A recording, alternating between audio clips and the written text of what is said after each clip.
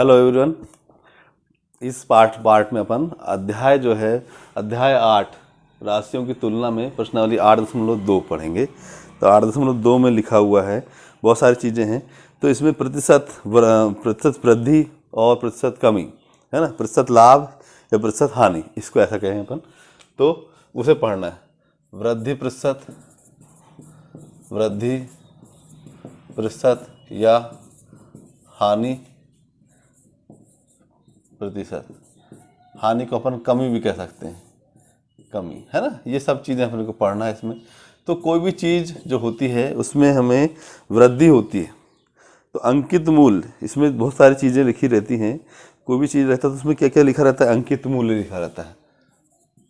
अंकित मूल्य है ना। अंकित मूल्य मतलब जो उसमें लिखा हुआ है। अंकित मूल्य मतलब जो पुस्तक कापी जो भी चीज़ हम परचेस करते हैं मार्केट में, उसमें जो मूल्य लिखा रहता है, प्रिंटेड मूल्य रहता है, उसको अंकित मूल्य कह दिया। अंकित शब्द से समझ में आ रहा है, अंकित मूल्य वास्तविकता मूल्य उसका, ठीक है, उसे अंकित मूल्य कहेंगे। उसमें अंकित मूल्य रहता है, दर रहती है उसमें, और उसमें क्या रहता है, दर रहती है। दूसरा क्या रहता है, दर रहती है, और प्रतिशत रहता है। और दर क्या में रहती है, हमेशा प्रतिशत के रूप में रहती है, समय भी रहता है। ये बहुत सारी चीज़ें इसमें दी हुई हैं, है ना। इन सब चीज़ों को अपन को समझना है। तो अंकित मूल्य पर हमेशा, अंकित मूल्य पर जैसे एक प्रश्न, अंकित मूल्य 25% की कमी, तो कोई भी चीज़ में अंकित मूल्य जो लिखा होगा उसमें 25% घटा दो तो उसका उत्तर आ जाएगा, है ना। जैसे मान लेते हैं एक सवाल दिया है, 34,000 का 20%, मतलब 34,000 का 20% स्कूल की, मतलब उसकी स्कूटर की मूल्य में कमी आ गई, है ना।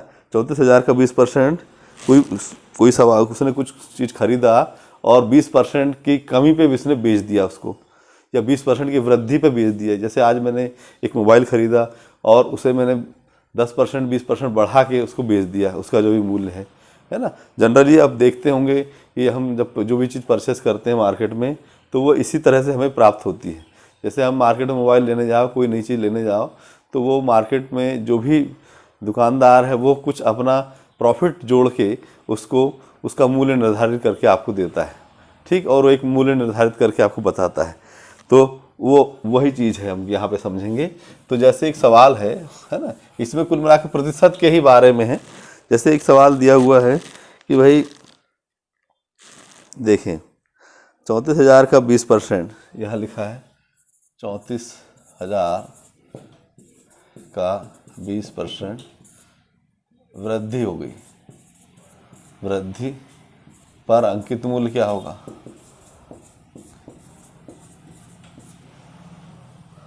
वृद्धि पर ये अंकित मूल्य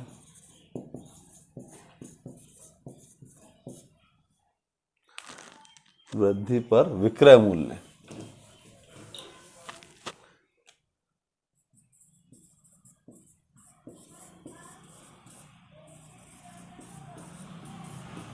है ना। ये सब मान लेते हैं। तो 34,000 का 20% कितना हुआ, तो हम लिखेंगे 34,000 का 20% मतलब 20/100। इसको हल कर देते हैं हम सीधे सीधे। तो 2 शून्य से ये 2 शून्य कट गए। अब यहाँ पे गुणा किए, 2 चौके 8, 2 तिया 6, और 1 शून्य, ये 2 शून्य, यहाँ पे 2 शून्य लगा दिए। ये इतने रुपए क्या आ गया, ये इतने रुपए, इसका 20% आ गया। तो विक्रय मूल्य जो होता है, हम बेचेंगे, बेचना जो मूल्य है वो हमारा अंकित मूल्य, और उसमें हमने क्या जोड़े, ये जो वृद्धि हुई है, ये क्या हुई है, वृद्धि, ये लाभ है ना। इसे हम और लिख सकते हैं यहाँ पे लाभ, ये लाभ हुआ है हमारे पास, तो इसे हम इसमें जोड़ देंगे, वृद्धि इसमें हम जोड़ देते हैं। तो हम अंकित मूल्य कितना हो गया, 34,000, वृद्धि हो गई 6,800। इसको हम जोड़ देते हैं, तो ये 2 शून्य, तो 2 शून्य लिख दो, 800, ये आ गया 6 और 4 10, 59 का 1, 3 और 1 4, तो ये आ गया 40,800। इस तरह से हमें सवाल हल करना है। तो हम प्रश्नावली का सवाल लेते हैं। तो प्रश्नावली के सवाल से पहले एक दो चीज़ और मैं आपको बता देता हूँ इसमें जो लिखी हुई हैं, है ना। पूरी चीज़ों की क्लियर हो जाए उसके बाद प्रश्नावली करते हैं। तो एक इसके बाद आता है बट्टा याद करना, है ना। क्या याद करना, बट्टा। ये इस तरह से हमें वृद्धि को हानि, अगर हानि हुई तो हमको इसको घटा देना है, वृद्धि हुई तो इसको हमको जोड़ देना है। ठीक है, ये ध्यान रखना। हानि अगर इसी सवाल में अगर अपन हानि देख लेते हैं, इतने % हानि हो गई मान लो, तो हमें क्या करना पड़ेगा, 34,000 में से सीधे इसको 6800 6,800 को हमको घटाना होगा। यहाँ 0 0 गया, 0 0 गया, 10 में से 8 गया 2, यहाँ 3, 13 में से 6 गया, 6 6 12 13, 7 और यहाँ 2, ये आ गया 27,200। ये आएगा उसका मूल्य, ये हो जाएगा विक्रय मूल्य। अगर हानि हुई तो घटाना है, लाभ हुई तो जोड़ना है, इस बात को क्लियर रखना है। ठीक, बट्टा, बट्टा ज्ञात करना। बट्टा जो होता है, बट्टा का मतलब छूट होता है। बट्टा का मतलब क्या होता है, बट्टा बराबर छूट, बट्टा मतलब छूट, अंकित मूल्य पे मिली छूट या कमी, वही कह रहे हैं अपन। अभी लाभ समझे, हानि, हानि इसी में समझते हैं। अंकित मूल्य जो भी होता है उस पर जो छूट दी जाती है उसे हम बट्टा कहते हैं, है ना। तो ये बट्टा जो होता है, आप देखते होंगे कि हम मॉल जाते हैं, कोई भी जगह जाते हैं, तो वो पुस्तक या कुछ भी सामान खरीदो, अपन कोई भी सामान खरीदो तो बोले हाँ 10% की छूट है, 5% छूट है। तो 5% की छूट जो होती है वह एक प्रकार से बट्टा होता है, मतलब अंकित मूल्य पर छूट दी जाती है। जो भी उसमें प्रिंटेड जो भी मूल्य लिखा होता है, या तो वो लिख के देते हैं कस्टमर को, या उसमें ऑलरेडी लिखा रहता है, उस पर वो कुछ % की छूट देते हैं। इस तरह से वो अपनी बिक्री बढ़ाना चाहते हैं। तो वही चीज़ को हम क्या कहते हैं, बट्टा कहते हैं, है ना। तो बट्टा जो है अंकित मूल्य पे होता है। तो बट्टा बराबर हमेशा क्या होगा, अंकित मूल्य, बट्टा, बट्टा बराबर क्या होता है, अंकित मूल्य, अंकित मूल्य में विक्रय मूल्य घटा देते हैं, विक्रय मूल्य, है ना।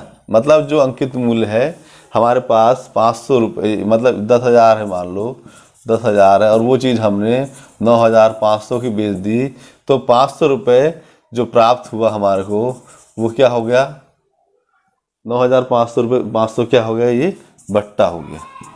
इस तरह से अपन समझें उसको, बट्टा हो गया। तो ये बट्टा क्या होता है, अगर छूट होती है ना।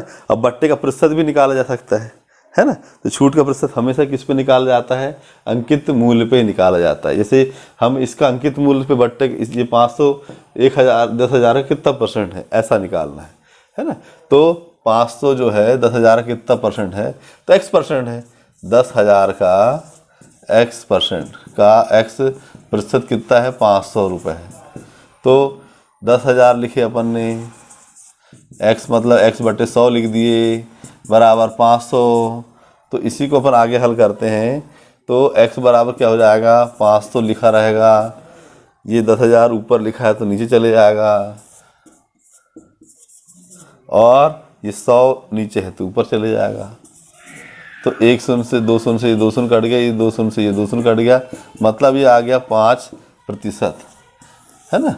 तो 500 मतलब रुपए जो है 10,000 का 5% है। तो हम ये कह सकते हैं कि भाई 10,000 की कोई चीज़ में 5% की उसको छूट दी गई है। कितने % की, 5% की उसको छूट दी गई, 5% को बट्टा दिया गया है ना। इस तरह से हमें बट्टा निकालना है। ठीक, अब आगे बढ़ते हैं अपन। तो आगे लिखा है प्रतिशत का आकलन करना है, तो वो इसी तरह से करना होगा। अब लाभ और हानि, किसी चीज़ में लाभ होता है और हानि होती है, दो ही चीज़ होती है। लाभ को प्लस में डिनोट करते हैं, हानि को माइनस में।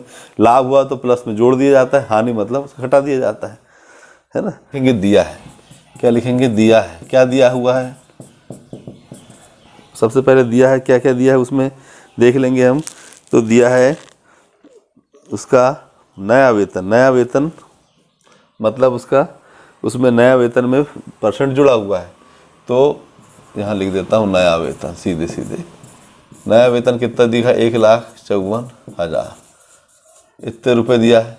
ठीक है, और वृद्धि, वृद्धि कितनी हुई है, वेतन में वृद्धि हुई है, 10% की वृद्धि हुई है। ठीक है, तो हमें उसका मूल वेतन याद करना है। तो माना कि मूल वेतन X है। देखिए मूल वेतन अपन X मान लिया, X ना मान के हम इसे 100 मान लेते हैं, है ना। मूल वेतन माना 100 है, 100 रुपये है। तो वृद्धि करें अपन ने 10% की, तो वृद्धि पर मतलब 100 में हमने 10% मतलब 10 रुपये वृद्धि करे तो कितना आ गया? 110 रुपये आ गया। अब हम ये कह सकते हैं कि 110 रुपये में मूल वेतन 100 रुपये है, तब 110 रुपये जबकि यहाँ जबकि लगा देते हैं, जबकि 110 रुपये उसके पास जो वेतन है, जो नया वेतन है, तो मूल वेतन कितना है? 100 रुपये है। तो हमारे पास कितना है? 1,54,000 रुपये हैं, तब कितना होगा? तो यहाँ पे हो जाएगा, ये जो जबकि के पास जो भी संख्या होती है, इसको बिल्कुल ध्यान रखें, गार्ड बांध लें इसको। जबकि के पास जो भी संख्या होती है वो हमेशा कहाँ जाती है? नीचे जाती है। तो देखेंगे 100/110 गुना 1,54, इस तरह से 1,54,000। अब ऐसे काट देंगे, 1 शून्य से 1 शून्य कट गया, 11 से काटे, 11 एकम 11, 11 चौके 44, और ये 3 जीरो, और ये इसको मिलाया तो 14, 1 2 3 4, 3 जीरो तो ये हो गए, और 1 जीरो, ये 4 जीरो हो गए, है ना।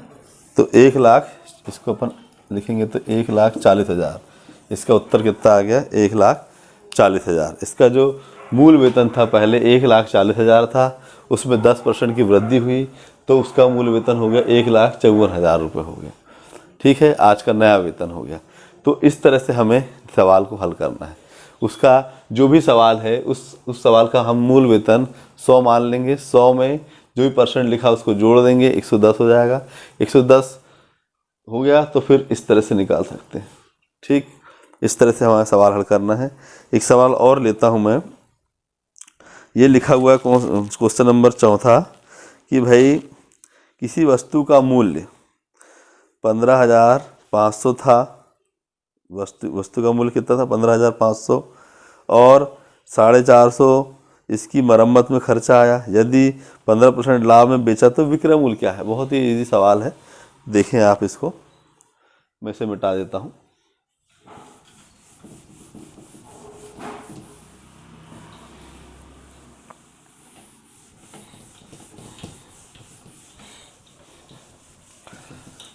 तो देखें प्रश्न नंबर 4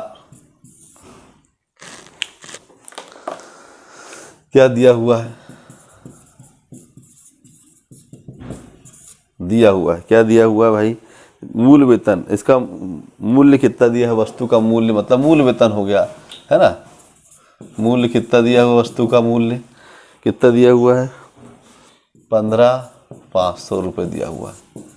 ठीक, खर्च कितना हुआ उस पर? मरम्मत खर्च मरम्मत खर्च कितना हुआ है उसका? 400-450 रुपये, इतना रुपये खर्च हुआ।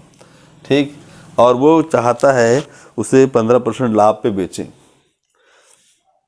बेचना है उसे, बेचना है लाभ पर। कितने परसेंट में? 15% में। इतनी चीज़ दी हुई है।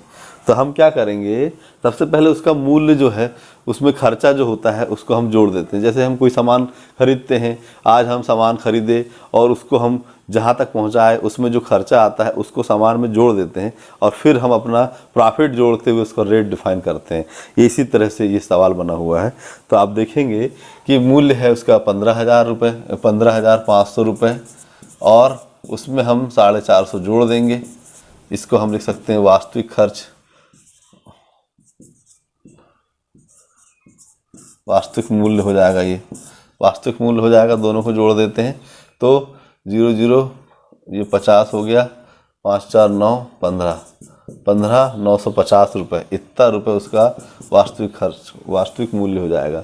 अब इस मूल्य को हम 15% प्रॉफिट में बेचना चाहते हैं, है ना। इस मूल्य की वस्तु को 15% प्रॉफिट में बेचना चाहते हैं, तो इस मूल्य का 15% निकालना होगा हमें।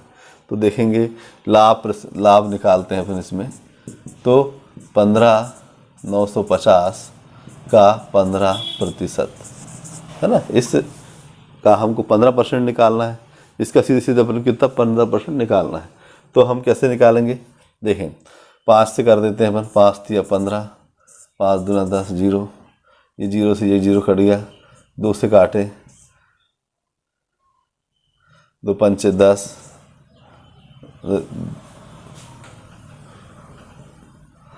2 सत्ते 14 बचा 1, 2 नम 18 बचा 1, 2 सत्ते 14 और 0.5। अब इसको हल कर देते हैं तो 3 3 5 15 की 5 हासिल का 1, 3 सत्ते 21 और 1 22 की 2 हासिल का 2, 3 9 27 28 29 की 9 हासिल का 2 और 3 सत्ते 21 और 2 21 और 2 23। इस तरह से और एक अंक के बाद दशमलव, ये इस तरह से हमारे पास उत्तर जाता है 2392.5, 2392.5 ये हमारा उत्तर आया। ये जो है ये हमारे पास क्या आया, लाभ आया, लाभ आया है ना। कितना आया हमारे पास 2392.5।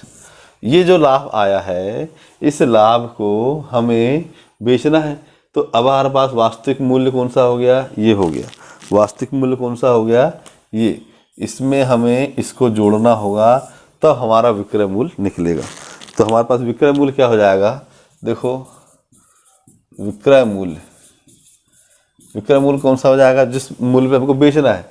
तो वास्तविक मूल्य कितना हो गया, वास्तविक मूल्य और ये लाभ, हमको लाभ लिखना पड़ेगा, दोनों को जोड़ देते हैं। वास्तविक मूल्य कितना है इसमें, वास्तविक मूल्य है 15,950, 15,950 और जो हमारे लाभ हुआ है 2392.5। इनको जोड़ देते हैं। इनको जोड़ने के बाद जो हमारा मूल्य निकलेगा वो हो जाएगा, तो 50 तो 50 रह जाएगा, ठीक, 2 रह जाएगा, 9 और 5 14 की 4 हासिल का 1, 9 और 3 12 और 1 12 और 1 13 3 हासिल का 1, 5 और 2 7 और 1 8, ये 18 342.50। ये इतना रुपए में हम बेचेंगे तो हमको कितना परसेंट प्रॉफिट होगा, हमको 15% प्रॉफिट होगा। इस तरह से हमें सवाल हल करना है। तो आप लोग इस प्रश्नावली के पूरे सवाल हल करेंगे। जहाँ पे भी जो भी समस्या आती है तो उसे कृपया कमेंट्स बॉक्स में बताएं, ताकि मैं उस सवाल को पॉइंट करके बनाऊं वीडियो। और जो भी समस्या हो बिल्कुल बताएं इस प्रश्नावली को लेके। ठीक है, धन्यवाद, जय हिंद।